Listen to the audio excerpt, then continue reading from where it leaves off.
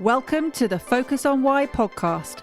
I'm Amy Rowlandson and I ask my guests one simple question. Why? Focusing on the importance of why, I share with you the relatable, uplifting and inspiring conversations I have with people from all walks of life. This podcast will encourage you to focus on your why to enable and empower you to achieve the success you desire. Have a purpose, have a plan, focus on why. Before we get started, are you thinking of creating a podcast or are you a podcast host already? As a podcast strategist, I can help you to launch or relaunch a purposeful and profitable podcast which will inspire, entertain and educate a global audience.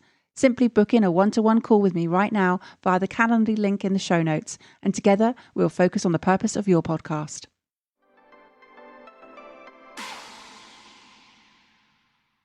Today on Focus on Why, I am joined by Dr. Joanna Martin. Welcome.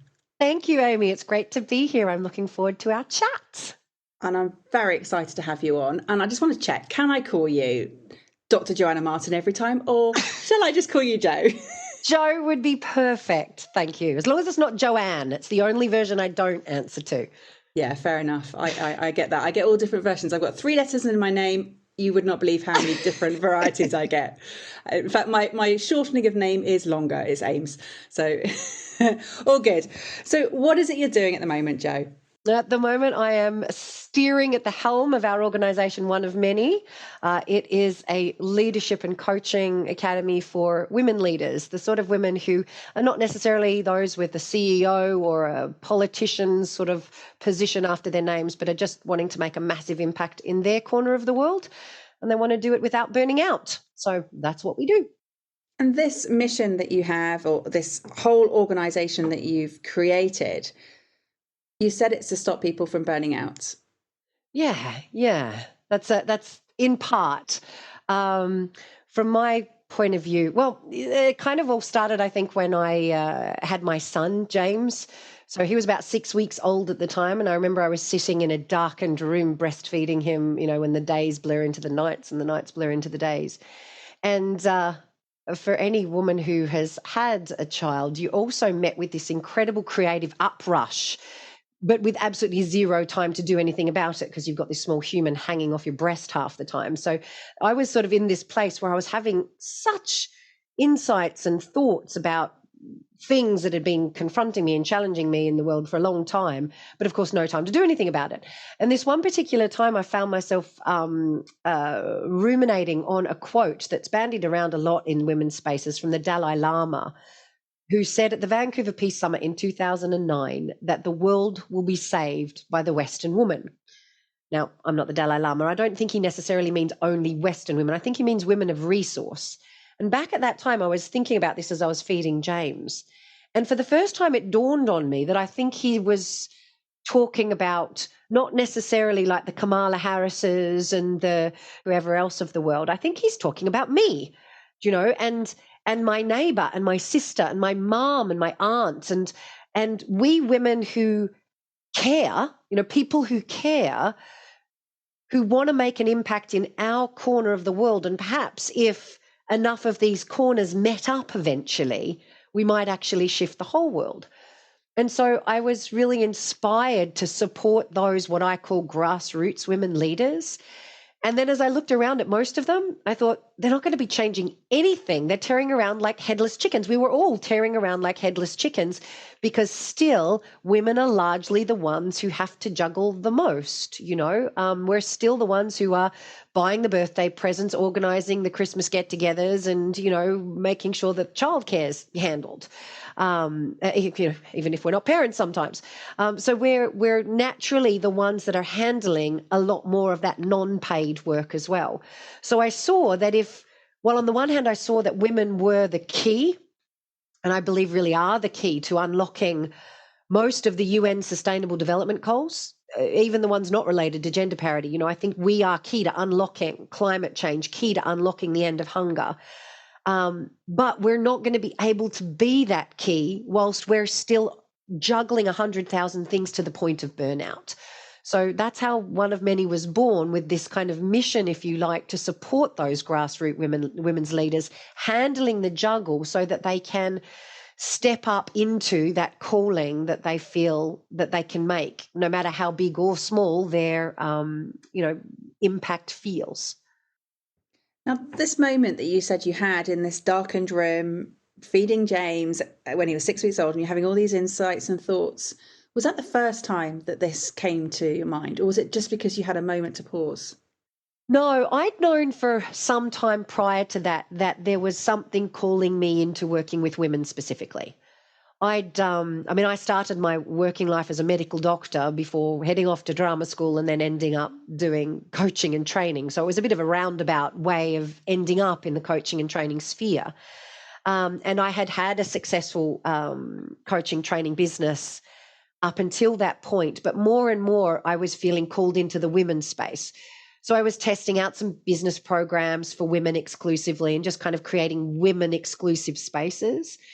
But with that moment with James, what I was really present to was if I was going to support women, it wasn't enough just to make a women's only space and to keep talking the very masculine paradigm, personal development, leadership development, entrepreneurialism stuff that is out there in the world, coming from assumptions of what the masculine paradigm dictates to us or kind of encourages us to be. We needed to have an entirely different conversation because we are met with these incredibly competing priorities, most of which aren't our innate truth as women. Most of them are things that we have pulled on in response to the culture that we grew up in, whether that be our national culture, our subculture, our family culture. So I knew that there was something there for me to support women, but that was the moment where I thought, women are the key to unlocking the solutions. I saw that like really powerfully. I felt it, I guess, in my guts. I just instinctively knew it. And then I saw that my role in it, or at least what became one of many's role in it, was not necessarily in, making the changes happen. It was supporting the whole woman change maker and appreciating the competing priorities that she is faced with on a daily basis, that she wants to make the world a better place, but most women just don't have the freaking time. We don't have time because we're marching to the beat of an unconscious drum, if you like, that we've never really analyzed to see if it is the truth of who we are at the core. And that element of who we are at the core and truth, they're big parts. Oh, definitely. One of the things we sort of unpack with women when they come and join our program. So our flagship program, if you like, is called Lead the Change, which is a 12-month deep dive journey into all these aspects of leadership, combined with, I guess, an entire life audit for the woman who's going through it, handling all of those other parts of our life. And one of the things that becomes really clear is that as we go through and we look at our values, as we go through and look at purpose and unpack what our life purpose is, as we go through and look at our values in all areas of our life, as we go through and look at the belief systems that we're taking into our lives, most of it is unconscious. It's stuff that we have gathered from well-meaning parents, from a society that tells us if you want to be of value, you must be the most successful at whatever it is, insert here, mother, most successful HR manager, most successful CEO, whatever it is. That's what our society tells us is to be of value. You must make the most money. And so therefore, a young girl growing up in this kind of, system starts, especially for intelligent, capable women that tend to come into our community, setting goals to be the best, to be the most successful, whether that be mother, HR manager, whatever it is, right? But those goals are coming from a headspace wanting to fit in with what our society tells us is what is going to make us happy and feel fulfilled. One of the first things that women who step inside of the one of many paradigm kind of discover is we've been sold a bit of a lie, really. Do you know? Clearly, anyone who's spent much time thinking about happiness has discovered that those things are not necessarily the path to happiness. But what we haven't necessarily looked at is, well, what is it that is going to bring me the most fulfillment? What is it that I have this great belief that every single one of us chose to be here on this planet at this time. That's just my belief. It's not the truth. It's not something we, say that you have to believe. It's my personal belief. And so from that place, I get really curious, and I encourage women to get curious around this. Why? Why did you choose to be here? For what purpose? What is it that your soul wants to experience in the world, express in the world, and perhaps even change in the world? What's your light that you're here to shine? And that has to start, I think, with challenging who we think we are is usually not who we are when we turn inwards and do that inner work of discovery, And when do you remember the first elements of really wanting to discover meaning and purpose for your own life? I remember it so clearly. I wouldn't have been able to answer this question at that moment, but when you connect your dots looking back, I remember I was about 17 years old. I was still at school. It was summertime, and I grew up in Tasmania, and it was on the Hobart waterfront down at Sandy Bay. And I was walking along Marrieville Esplanade, is the name of the street, past the yacht club. And it was a very balmy night. Now, yes, I'm from Australia, but Tasmania is not a part of Australia that is balmy. It's more, the temperature's more like England. But it was an unseasonably warm evening. And I remember I was wearing my Leavers jumper. I'd just left school, my denim cut-off shorts, and I could smell the sea salt, and I was hearing that tink, tink, tink of the stays on the masts. And at that point, I was looking down the barrel of heading off to med school because I was smart enough, I had the grades, and ever since I'd been 6 years old, I'd been telling everybody who would listen that I wanted to be a pediatrician, just because when I found out what that was, it sounded noble. Not that at the age of 6 I could have told you what noble meant, but so I'd always been saying I was going to be a pediatrician, and that I was on that path. But that night as I was walking along, I was like, there's something more for me. And I got this real sense of there's a big world out there. Like up until that point, I'd left Australia once. I'd gone on a family holiday to Bali with my parents, and I'd had a similar kind of feeling of more. But that night, I went, there's something much more that I'm supposed to be stepping into, and I didn't know what it was. And so I made the decision that evening to have a gap year, and I came over to the UK. And when I first flew into Heathrow, I remember looking out the window and having more of a sense of homecoming than I ever had where I grew up in Australia. I was like, wow, well, certainly part of it's got to do with the UK, and I don't know what more that is. So it was that I couldn't have told you that my purpose was what I now know it is, which is to host and create connections for wholeness in the world. I really know that and feel that in my soul. Could I have told you that back then? No, but that was the moment where I dared to challenge my status quo of what, of all the unconscious decisions that had been made. Was that night. And I'm curious to understand how you remember all the other things around you that night, what you were wearing, what the smells were, what the weather was like, what you could, you talked about literally everything around you. Yeah. I don't know. I don't know if it's just me, but when I have significant events, like turning point moments in my life, things get heightened. I have this experience that I am much more in my sensory body. I remember even like just last year, Greg and I had a profound shift in our relationship, and we were going away in the caravan, and we arrived at this caravan park, and there was a couple, like we were getting out of the car, and Rosie came around and said, Amelia's here. And we said, well, what do you mean? She said, from the last caravan park. And there was this family who had randomly been at exactly the same caravan park as us a month ago. And there were all of those little synchronous moments. And I just went, oh, there's something afoot this weekend, And sure enough, things unfolded, and we went through this significant up level. So I feel like those moments, the way I interpret it for myself is when the when the hand of God or when the universe is nudging me up a level or nudging me across somewhere or wanting to pull a veil away. It's like my senses get heightened, and I feel like there's this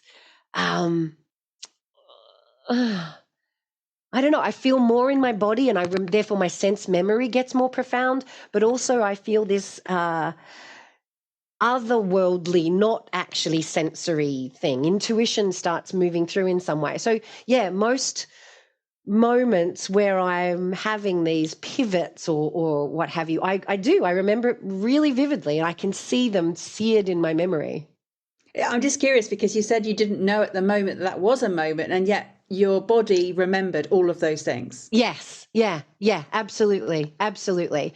I wouldn't have been able to tell you, oh, wow, I'm having a moment where I'm connecting with my deep soul purpose for the very first time. I couldn't have told you that, but I remember every second of it. I remember every nerve-ending tantalization of it. It was really profound, and it happens not infrequently to me. I get everything gets a little expansive. My senses kind of reach out into the world, and I go, ooh, now I know, I know what's happening. It's like, okay, pay attention. There's something about to happen, or whatever you're thinking right now, there's something evolving. You describe it as deep soul purpose, and then earlier you were talking about purpose, life purpose. Do you see them as different levels and sort of different energies that come with it? Yes and no. So when I think about purpose, I feel like I know, let me put it straight, I know in my guts that my soul has a very clearly defined purpose for being here. Can I necessarily articulate that in its entirety right now? No, and I don't think I will until after I die, probably. In retrospect, I'll go, there you go, that was it. Having said that, do I work consciously with what visibility I have on my own life purpose at any given period of time? Absolutely, I do. Do you know?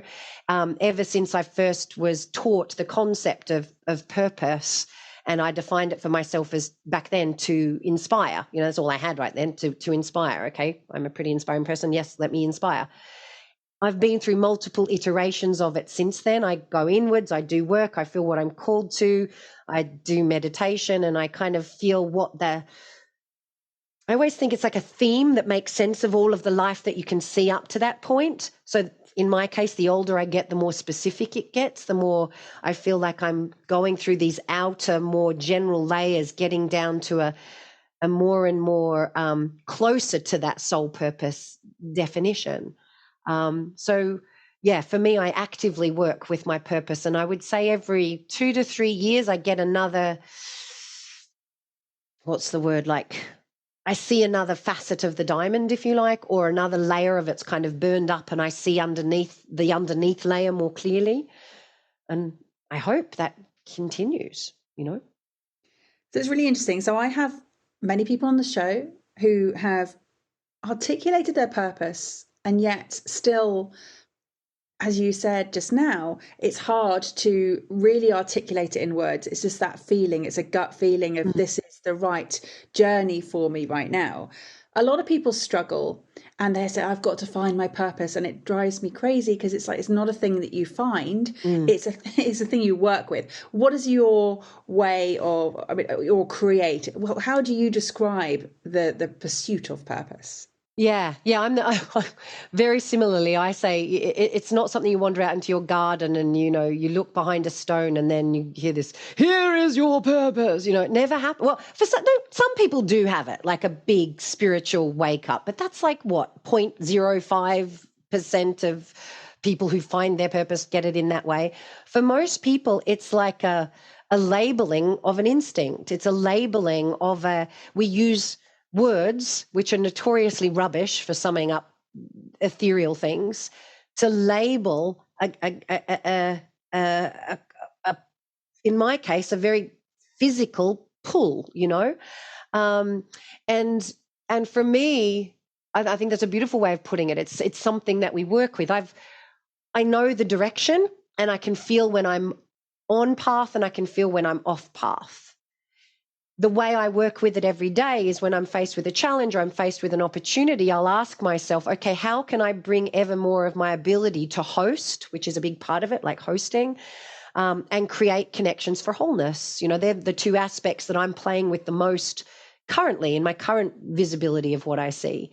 So, that they might be creating connections for wholeness inside myself, dealing with my own inner stuff, doing my deep shadow work, the chapter of life that I'm in at the moment.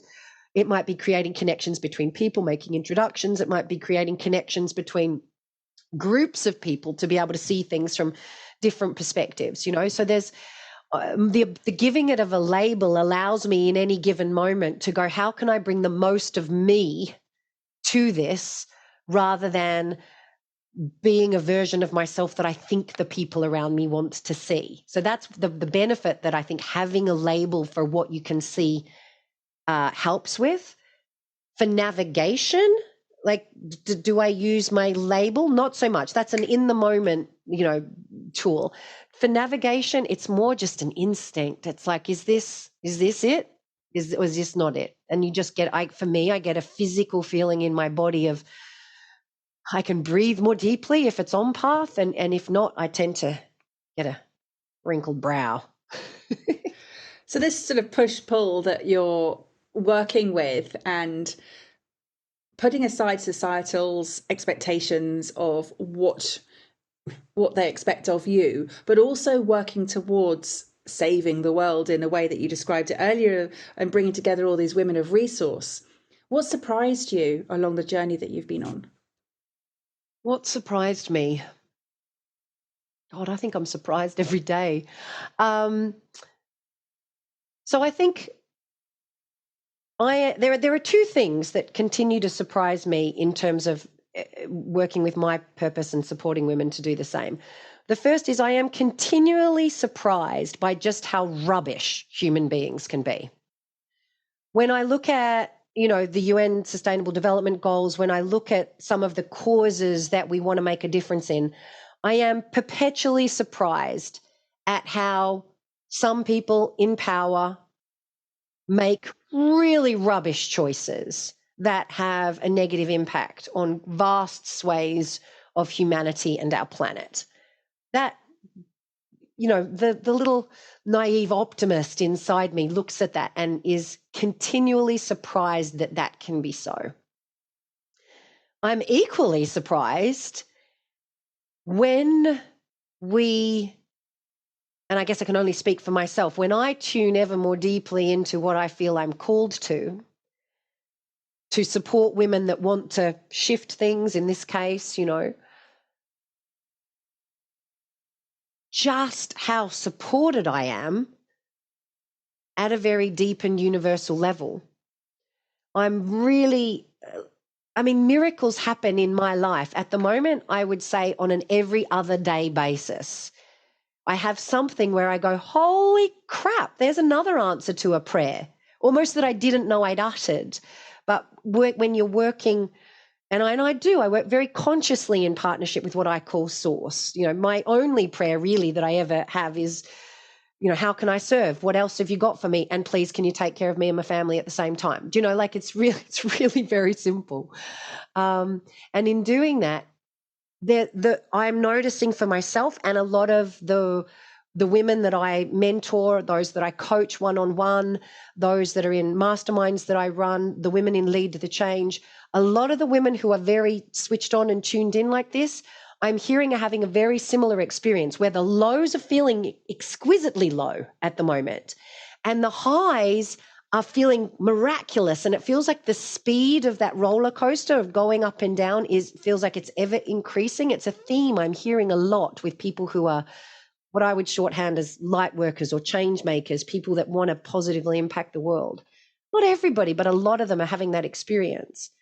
And I've noticed in my own life getting to this point of just being able to be peaceful. Like you can have a miracle and just go, great, be peaceful, and have something awful, like a rug pulled out from under you moment, and be peaceful with it. I'm experiencing that quite in a physically embodied way at a level I've never felt it before. And I'm hearing it a lot from women in our community. So I think what surprises me, that massive tension between how much icky there can be, but also how profoundly we are supported. And all I can hope is that it is all for some grand, not even global, but universal purpose that we're heading towards right now. And that's perhaps why things are feeling so clunky at a systemic level. Like we look around at politics, we look around at, at countries and war, and I'm co-chair of the Hunger Project here in the UK, and look at the state of hunger and how things are getting worse, not better. And part of me is like, but then when I look at how much amazingness is also happening, it feels to me that maybe we are at this tipping point. And I don't know how long that point or this moment will last. I mean, maybe we're in a moment that is 5 years long, or maybe we're in a moment that's 100 years long. I've got no idea, but there feels like something's accelerating. It's a very long answer to a short question.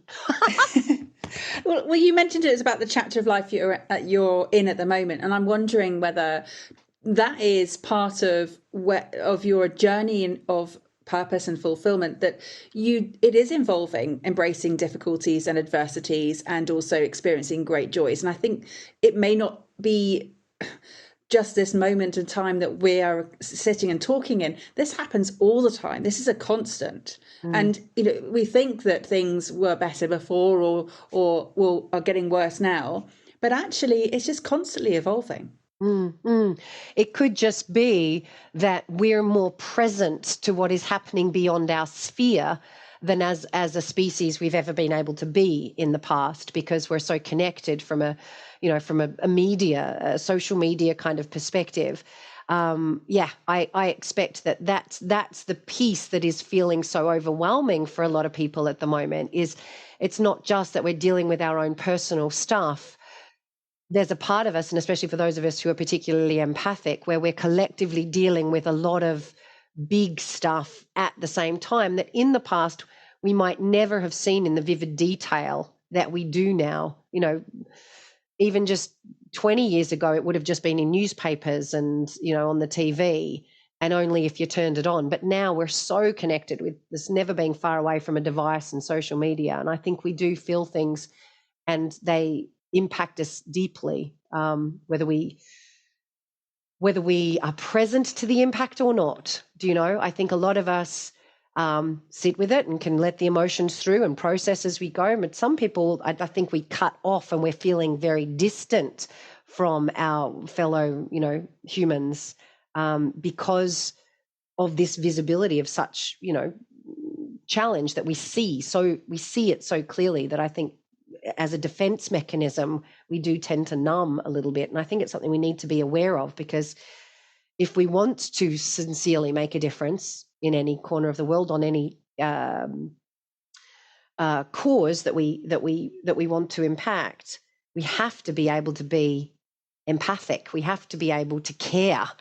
And if we tune ourselves out from caring because of sensory overload from from the media perspective, then our greatest muscle for making a difference isn't active. It can't be activated. So I think we have to be really careful of that.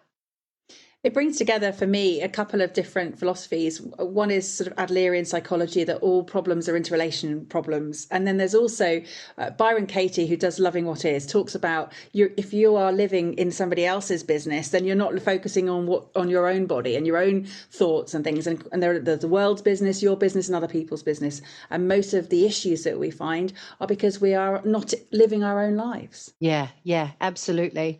And I think oftentimes what we get visibility on, what we see in our outer world, is causing us to reflect. It causes us feelings. We have a response to it because it is triggering something internally that at some level needs healing or needs processing, needs making sense of. Either that, or it's speaking to that sole purpose of, here's your marching orders. This is your thing to do something about. Sometimes I think it's because there's some healing to do. Sometimes I think because there's marching orders, and often it's a blend of both. You can't fulfill on your marching orders until you are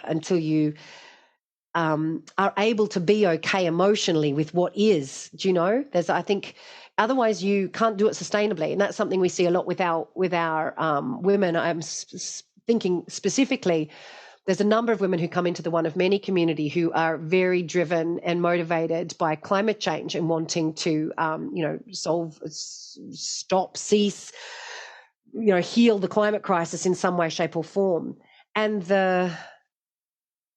in the face of something which is becoming ever more obvious and feeling so small in comparison to they're consistently needing to heal themselves. Otherwise, they're coming from their, what I would call warrioress energy, sacrificing for the cause, burning themselves out and never stopping doing the work. Because it feels critical and urgent and important, and it is. And I think that's something we have to really learn to be with, is we are then also a soul in a human body, and a human body has very human needs for rest, the ability to unplug, to be peaceful no matter what is going on in the world, or we cannot sustain, and that's one of the drums we continue to beat for our community at One of Many is, if you're not sustainable, then we can't create a sustainable planet. We can't create sustainable, corporations. We can't create sustainable anything if our leaders, these women who we want to kind of make that difference and make that shift, if they are not energetically sustainable at a very basic level ourselves. And it's interesting that the 3 chapters that have brought you to where you are, first dealt with the physical body and the physical way in being a doctor, and then moving into performance and how we can work with what we have, and then moving into the emotional side in the coaching and training. It's really interesting how those different areas have been brought together for you. Yeah. Again, not something... I mean, certainly what I now do for a living was not present at Careers Day, right? They didn't discuss, I didn't even know this industry existed. But in retrospect, it makes perfect sense. I think at some level, I've always been a healer. That's why I went into medicine. My parents were both pharmacists. My grandmother was a nurse. So medicine is our culturally appropriate healing modality. Although I do remember a pathology teacher of mine, Rob Kelsall. I don't know why we were talking about, but again, it was one of those little heightened moments, right? I do remember very vividly him asking me, if you weren't going to be a doctor, what do you think you'd be? And I don't know where it came from, but I said, I think I would have made a really good shaman. And I didn't really know anything about shamanism or anything like that at the time. I had nothing, but just this sense of, I really care about people being better, but I didn't really like pharmaceutical, our current approach. But healing and getting people to okay has always been important to me. I think drama school was a kind of sidestep into okay for me, because medicine was all about helping people, and that was how you would heal people. But the step into drama school was, but what makes me happy? What makes my heart sing? What am I really great at? What would I be really sad to have not have explored? And it was drama, specifically directing. It was more directing than acting, interestingly, where my heart was called. But it was and the drama school I chose was the segue point, because I chose Actors Centre Australia, which was founded by an awesome guy called Dean Carey. We had a class at school called life coaching. And that's where I got introduced to this whole philosophy that you can be a better human, and I was starting to learn names for things I'd naturally been doing ever since I was a kid, with sisters, with friends, with what have you, creating connections for wholeness, what I've been doing my whole life. But now there were some frameworks and methodologies around it. So it was, of course, in each chapter, I gather skills and I gather, pieces which make the next chapter easier to execute on. But all of it, I think, has been, just gradually getting me to the point where I am now doing what I'm doing. So this wholeness jigsaw that you're building, how many pieces have you got left? Wouldn't that be nice to know? Jeez, I tell you what, I'll be really honest with you. My human self would be really happy if I were done now. If I didn't have to go through another major upheaval-y, soul-searchy thing. I mean, that'd be lovely. knowing the way I grow, who knows? It could be that this chapter is it now for me for the rest of my life. It does feel very resonant. Greg and I, my husband Greg and I, we've talked often, and I talk with the team, like if the bottom fell out of one of many for whatever reason, I'd probably end up building the same thing over again, just perhaps with a bit more simplicity the first time around, rather than having to, decomplicate things.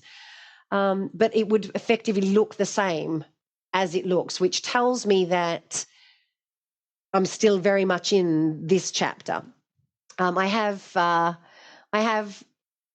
brought back into my sphere a little bit more of my business coaching and business masterminding from back in the day.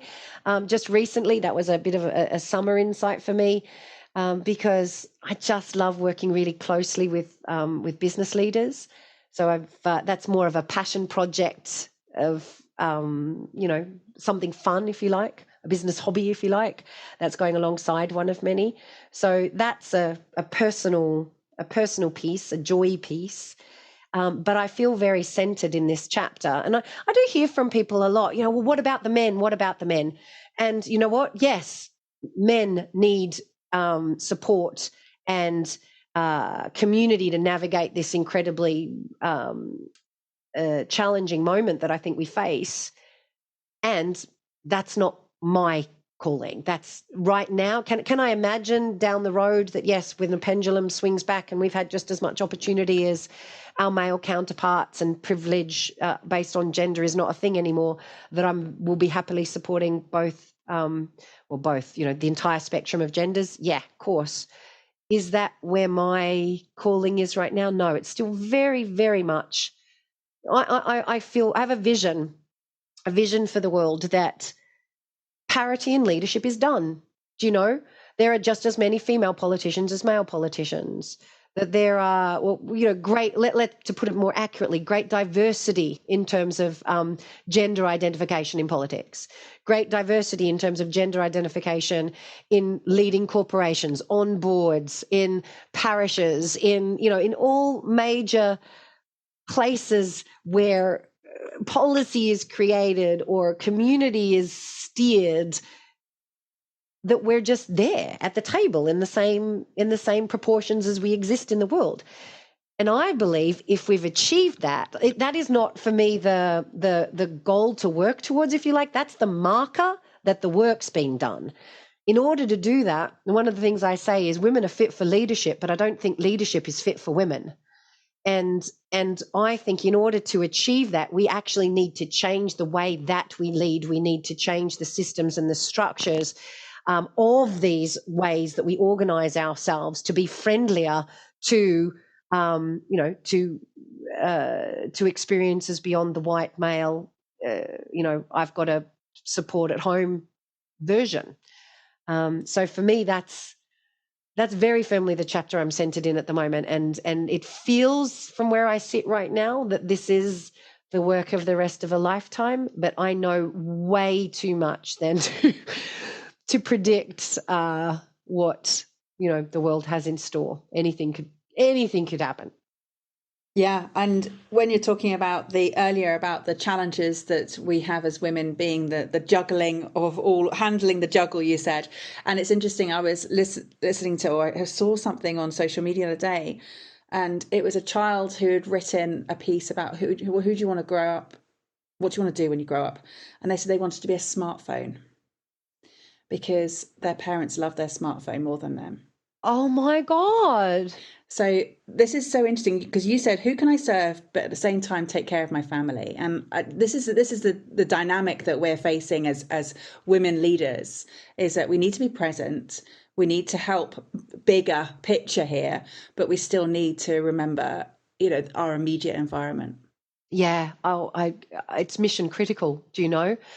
I think the next generation, whether we're mothers or not, I don't think you need to be a biological mother to feel that call of what I would call mother power type. The next generation, it's mission critical. I think it's Brené Brown who said, show me a generation of children who are loved, growing up knowing that they're loved and that they belong.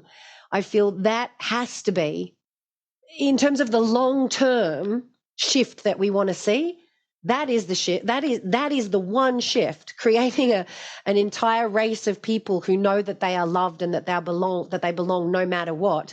That will dissolve half of the problems. So yes, on the one level, I feel like that is the most critical thing that all of us can do, is tap into that part of us that can be unconditionally loving and unconditionally accepting of our, members of our immediate family. But even beyond that, we do have to take care of that. We also have to take care of ourselves, like have that for ourselves and know that we are worthy of the rest, worthy of the downtime, worthy of the going on retreat to a cabin in the woods by ourselves for a night, if that's whatever it is to keep us sustainable. That has to happen. But unless we're also taking that capacity to the board tables, to the executive decision making, to the community leadership, the halls of Westminster or the White House or whatever it is, then we won't shift the structures that need to shift for it to then sustain on an ongoing basis. So it has to be both. It has to be both. And that, I think, is the bit that women need support with right now, because I do believe we're still in the time of what I call pioneering women. I think the women in our Lead the Change program are pioneers. They feel it in their bones. They know they're there to change their corner of the world in some way, shape, or form. They also feel this competing priority, but while they can't see how they can do both, they feel the possibility of it without turning into Superwoman, and they want to explore it. And that's what we're doing together at One of Many. We're exploring what being it all, serving in a bigger way looks like within the structures as they exist currently, pioneering. And if we can hold onto our places of leadership, not because we're playing the game the way that wants to be played, but because we can sustainably show up and continue to be our true and authentic selves, and then our voices are heard from truth and from authenticity, we will change those, whether they be corporate structures, parental leave policies, political reforms. Our voices will be heard because we're there in the right places, because we took care of sustaining ourselves to get there. And right now we need spaces that get the burden, that double burden, well, and have tools for dealing with it, which is, why I keep showing up and serving the way I do every day, because it's what we do. And thank you so much for doing so. We really, really are very grateful for the work that you do, Jo. How could people get in contact with you? What's the best way for them to reach out? Well, if you're interested in being a part of the community, the best thing you can do is go to oneofmany.co.uk. And there's a tab there that says Get Started, and you can come join the free community and get connected. There's a Facebook group that'll take you through to, and that's a really lovely place to get ensconced in the introduction to what we do. And of course, I'm on both the company, One of Many, and I am on all the socials. So I'm usually Dr. Joanna Martin is my handle, and One of Many Women is for the organisation. It'd be lovely to get connected with you people.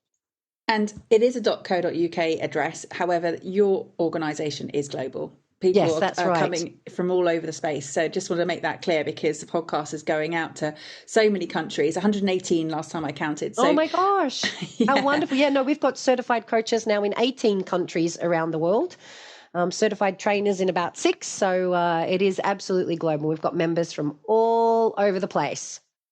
Perfect. Jo, thank you for bringing your truth, your authenticity, your incredible insights into how you are building this program, building this world, and bringing together all these incredible women of resource. It is really amazing. So thank you. And I'd love to have your final words for the audience, please. Final words, the great summing up moment that you always forget is coming. Today, what I'm most present to is kindness. I think if there was a bottom line today for me, it would be kindness. I think what we need as an indefatigable resource at the moment is the ability to be kind to ourselves, because it's tough at the moment, and to be kind to others. I think if we could start there, gosh, we could go a really, really long way. How has this conversation had an impact on you? What value have you received from tuning in? What are your reflections with actions? Please take a moment to leave me an Apple Podcast or Spotify review sharing how Focus on Why has made a difference to you today. Remember, the conversation doesn't end here. To keep it going, simply connect with me on LinkedIn, Instagram, Facebook or Twitter, or join the Focus on Why Facebook group. All the links are in the show notes. Have a purpose, have a plan, focus on why.